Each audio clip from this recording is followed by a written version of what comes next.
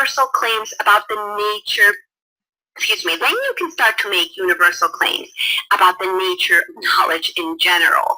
Here Heraclitus says we can never really know the nature of things in general. It's beyond report. And then after the war, Aristotle was Plato's student. He comes after the war. What does he say? Number one, first sentence of book 1 of Aristotle's Metaphysics. All men, universal claim, by nature, universal claim, desire to know. All men by nature desire to know. And he goes on to say how we're going to find out. We're going to poke, we're going to prod, we're going to look at the world, we're going to write down what things are called, we're going to investigate it, we're going to become natural scientists, right, and produce all of these. By the way, ancient Greek had the first atomists, right, the notion that the world is made up fundamentally of a unifying or particle, an atom, or a basic building block of the nature of reality, which is why we trace science back to the ancient Greeks. So you have a very stable and fixed view of the world. After the war, you want to analyze the content of the world. Let me repeat that. After the war, you want to analyze the content of the world. What are you going to need to analyze the content of the world as separate and detached from you? You're going to need to have a literate culture that can actually analyze the content of what is said, regardless of who says it. You can investigate things. You can analyze the content of what is said, regardless of who says it. Okay? Does that make sense? And if you have questions, feel free to chime in the discussions. And if you have questions based on the lecture, I will absolutely answer them by producing posts and 2 general questions throughout the lecture. Okay, so it's out of this historical situation that what arose was the seeds of the Western metaphysical worldview that began with Plato. It's out of this time in history that we get the beginning of Western metaphysics as we come to look at it in Plato. So, again, before Plato, after Plato. Before Plato, after Plato. Now, metaphysics' main concern is with defining the nature of reality. And since Plato really is the very first Western metaphysician, Plato is going to define it along very strict lines that we call dualisms. Dualism meaning two. Let's take a look at how this is the case in Platonic dualism. Okay, Platonic dualism. And I'm sneaking a kitty in every little slide I can. Okay, so what is Platonic dualism? Well, it's Plato's metaphysics. That's the simplest we get. Platonic dualism, okay, is defined as the idea that there exist two different types of worlds or realms or worldly realities. It's a two worldview, okay? Again, Platonic dualism is defined as the idea that there exist 2 different types of realms or realities. A material one and an immaterial one, okay? There is also a hierarchy between them, right? Like a ladder. Hierarchy means like a ladder, one's above, one's below. Where the immaterial realm being the higher one or the more real one than the material one. Again, it's a two-world view with a built-in hierarchy where the immaterial world is the more real one than the material one. Let's take a look at their characteristics by breaking them down now. So, the immaterial world, which Plato calls in the Republic, which he calls the invisible world, because we can't see it with our senses, we can only know it. He characterizes this as perfect. It's the ideal. And it's also a world of forms. We don't know what that means yet. We sort of introduced it. We introduced it both in last week's reading that you had your assigned reading that was introduced, and we sort of gestured towards it, but we haven't defined it yet. But we know it's a perfect ideal world. It's also timeless, eternal, stable. It doesn't change. It's always going to be perfect. What you see at point A will stay the same at point B. It's also an immaterial substance, right? You can't touch it, poke it. A ghost is an immaterial substance, right? A soul is an immaterial substance. A mind is an immaterial substance, but a brain isn't. A brain is a material substance. So thoughts are immaterial substance. Now, how do we, if you can't touch it or poke it, how do we access it? Well, you have to think it, right? You have to sort of educate for Plato. According to Plato, it's accessible when you can think it, when you educate the soul. Remember, the soul is always the mind or the rational nous. Where knowledge here is seen as rational understanding based on the intellect. You can access the invisible world through your mind. This is the matrix. How do you access the matrix? Well, it's through your thoughts, through your mind, right? The matrix is virtual, through your mind. Now, the invisible world is home to ideal principles of science, mathematics, and philosophical truths, right? Pure principles, the things that hold throughout all time and space, right? The basic foundations and building blocks of reality, the things that are transcendent, that go beyond or transcend everything. Those are in the invisible world. Now, something else to consider is, now that you have all that knowledge about the allegory of the cave, is that this corresponds to the outside world in the allegory of the cave. That's after the prisoners have been unchained, they have seen the light, they've come to understand that they were what they thought was real wasn't really real, but now they know. This is the coming outside the allegory of the cave, okay? Now, this is juxtaposed or juxtaposed just means contrasted with what Plato calls the visible world, okay? Visible world is just that, the world you can see with your senses, right? Visible means you can see it. Sight is something, is a sense that you have, and so it's something that you come to know through the senses. Now, Plato characterizes this as an imperfect, crappy world of things and objects. And the thing that sucks about it is that it's always changing. It's unstable. There's always flux and there's decay. Scientists can get really, really good at saying really smart stuff about it, like the tree will begin from a seedling, right, from a little acorn and grow into an oak tree. But the thing that allows the scientists to say that is a more foundational principle about understanding how biology works in the first place, some transcendent biological understanding about the nature of the world. So we can look and poke and prod and say intelligent things, but the tree's still going to die, right, or decay. So it's made up of material substances, actual stuff, material that you can bump into. The basic building block is going to be a substance. Now, how do we access it? We access it by perceiving it. We're perceiving, remember, sight is perception here. What we see, what we look at through our senses. It's an empirical knowledge, where empiricism is knowledge based through sensory experience of the material world. It's listening to this lecture, right? Listening to this lecture is a type of perception. It's an audio perception, or excuse me, an auditory perception, but it's still a perception. Now, the thing about this is that we would think that that's the thing that would be most real, right? Since we can touch it, we can feel it, we can poke it. We're like, if I ask you, famous philosophy question, how do you know you're there? How do you know you exist? You're like, well, I can feel that I'm here. I'm sitting in this chair. Well, how do you know that you're sitting in that chair? Well, you would say something to me like, I can feel myself, right? My butt's on this chair. My hand is holding on to something. You would give me some empirical or sensory account.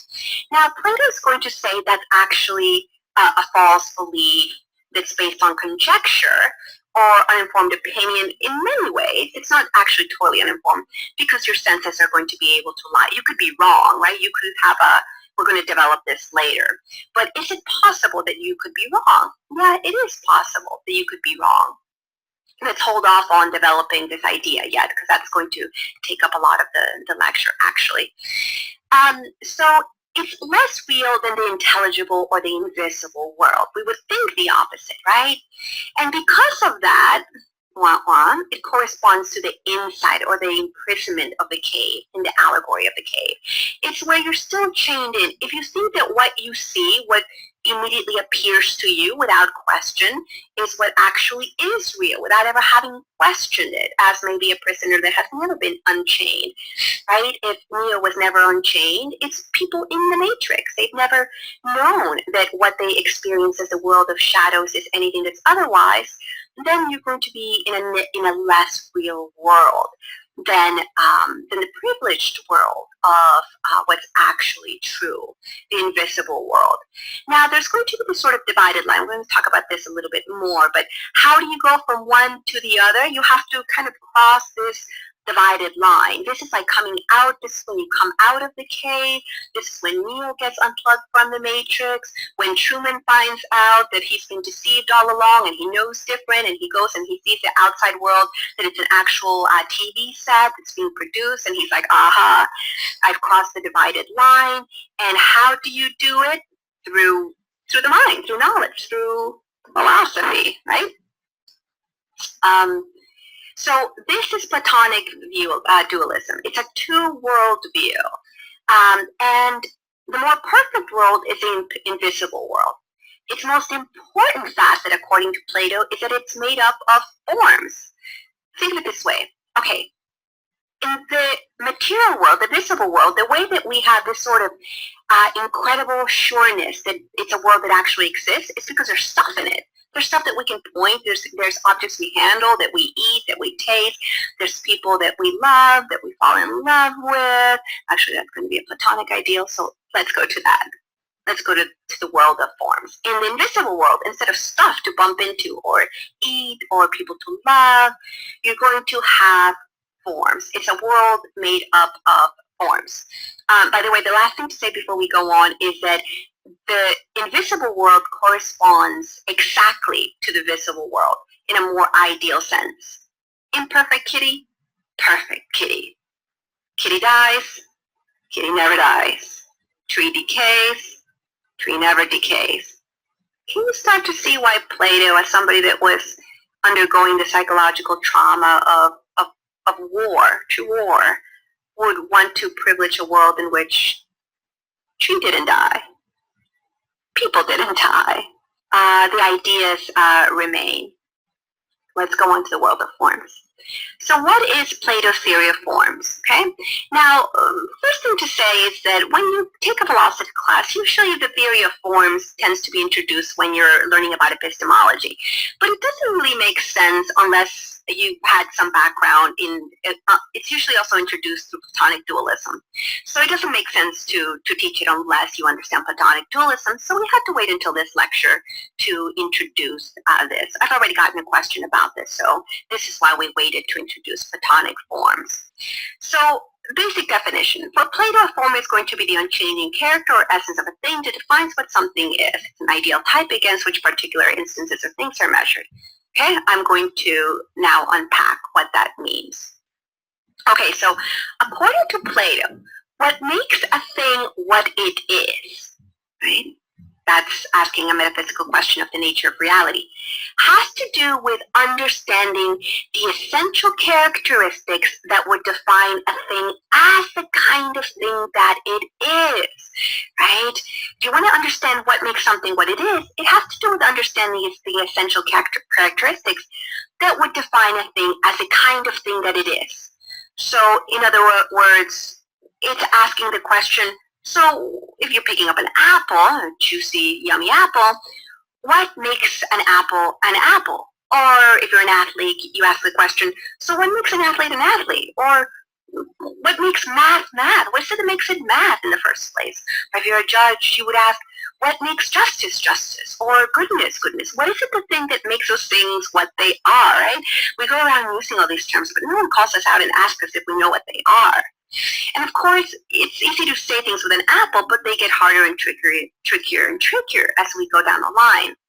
So what Plato had to do to try to understand the nature of reality as it pertains to objects in the immaterial or perfect world is he had to sort of put it all together and create a unifying rule or principle the way that a scientist creates a unifying rule, like the law of gravity. Look, the law of gravity applies to all objects of which we can encounter in the material universe, right? In a similar way, the principle of the form applies to any type of thing that we can encounter, or any type of thought that we can encounter in the world, in the matrix, for instance. So Plato created, in order to unify or put it all together and create a rule or principle, he created the notion of a form, a type, an ideal, an unchanging character, or an essence of a thing that can apply to anything, that defines the ideal type of a thing. Let me give you some examples. And the examples really is what cinches it for people. It's what makes it clear. So one way to think of this is, it's really hard to think about what something is. We can sit here all day till the cows come home, sort of, just so to speak, and say, so what makes an apple an apple? Is it because it's red? Somebody might say, well, it's circular. Somebody might say it's sweet. Well, we all can think of apples that are not red, apples that are not perfectly circular. We can think of a Granny Smith apple that's actually not at all very sweet, but it's actually very bitter. So we say, nope, all of those things don't make it what it is. So then we have to start to think about harder things. What about an athlete? Somebody may say, well, you have to have a really well-trained and toned and beautiful, strong body. Well, we can think of athletes, some golfers, for instance, that don't have a toned body or a well-trained body, or athletes that are lazy but seem to have, just by virtue of sheer talent, they just keep excelling. So we can say, well, what about training excellence, right? They just train, they get up early. No, some are lazy and they still excel, so those can't be it. So we start to get a clue about the way that we have to unify it with principles. We have to start thinking about what something could not be without, if it is to be or remain what it is. And the way that we can get to this, what something could not be without for it to remain actually what it is, it helps if we think of things like geometry or mathematical things. Think of a circle. Right? Radial symmetry. Without radial symmetry, by definition, without that, it ain't a circle.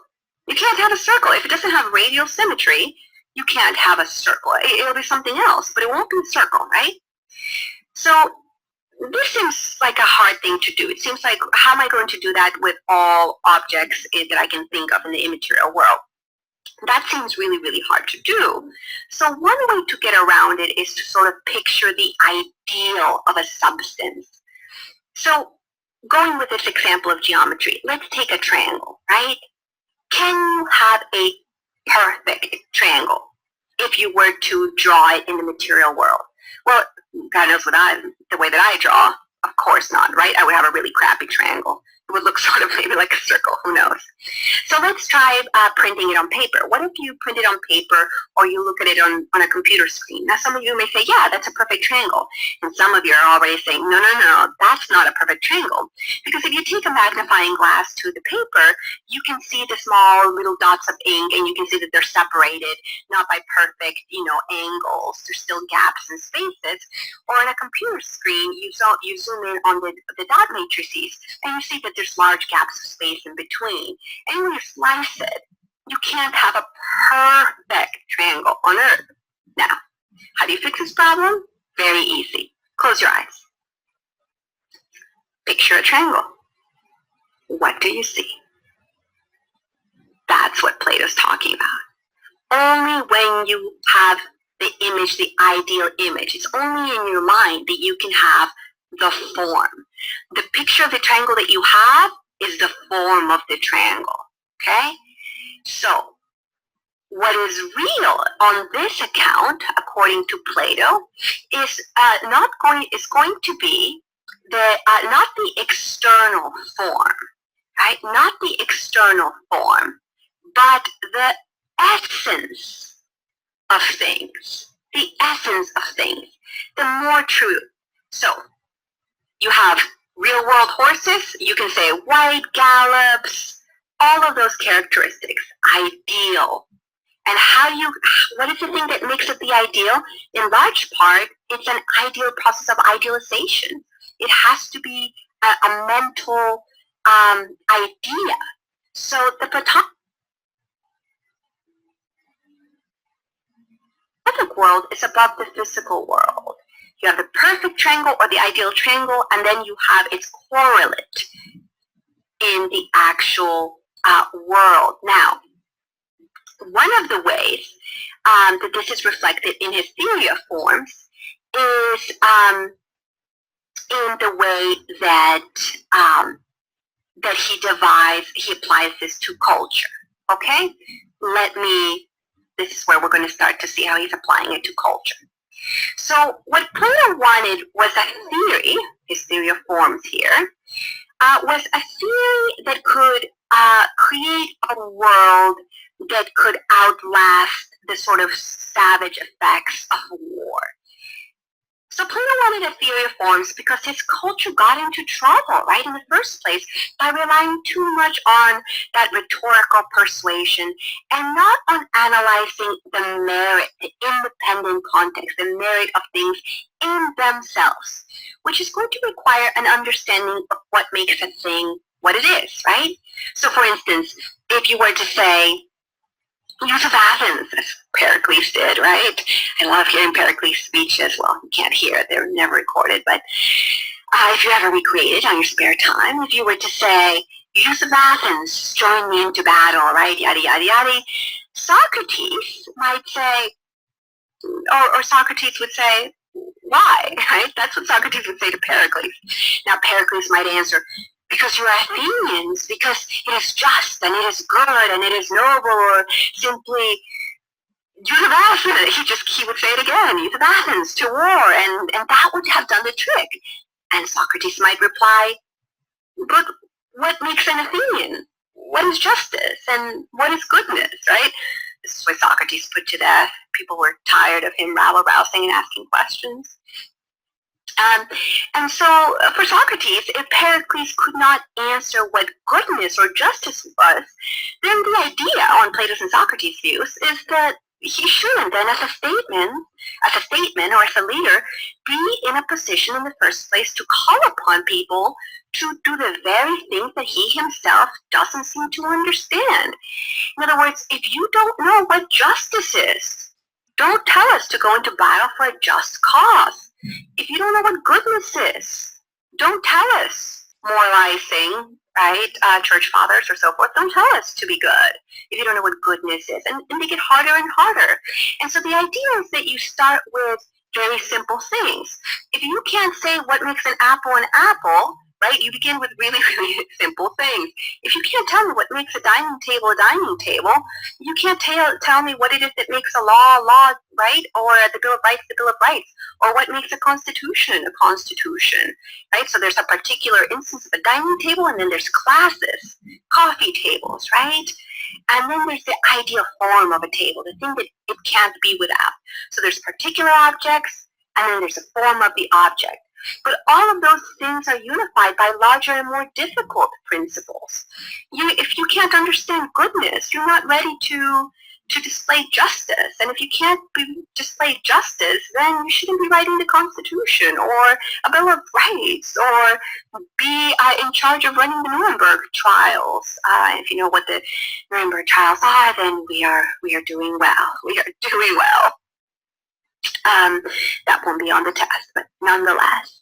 So this is why, by the way, this is something that's kind of pretty cool, that the thing about the Republic, I remember Plato wrote the Republic, that's where the allegory of the cave comes from, is this is why Plato introduces the political idea of the philosopher kings.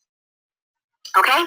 The idea that the best people suited to rule as political leaders of a republic are, in fact, philosophers.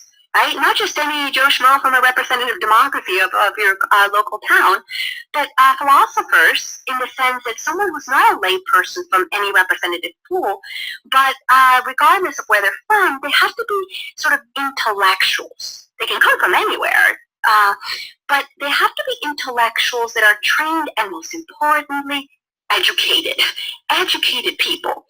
Because they have to be educated to understand the matters that are most relevant to government, right? In the deep sense of the word understanding. So some may say, well, you know, as somebody that has 20 years of experience in the business world has an understanding of how things work, we should elect them because they have practical common sense. Not for Plato. Because for Plato and for Socrates, practical experience, for instance, of being a judge does not assure that you will be a good judge. Because you may not know what goodness is, right?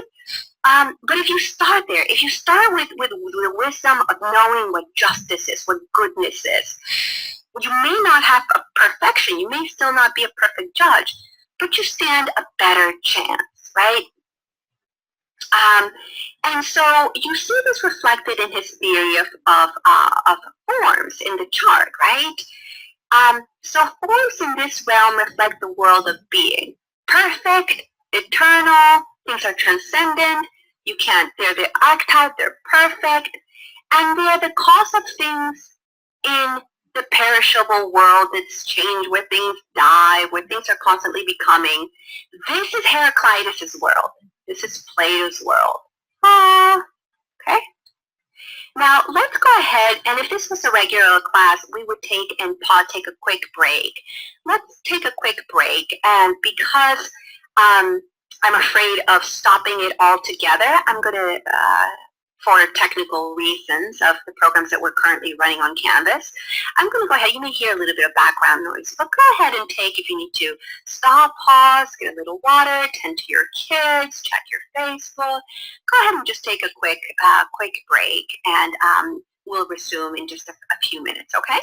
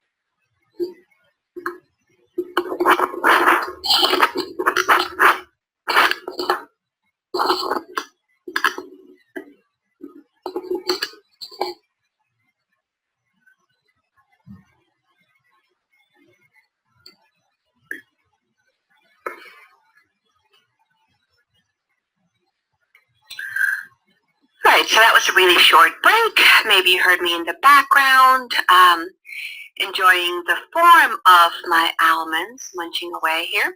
They were really quite delicious. So they actually weren't the form, but they were so good that it's a philosophy joke. It's okay. We can, if you laugh, then okay, I feel less lonely now.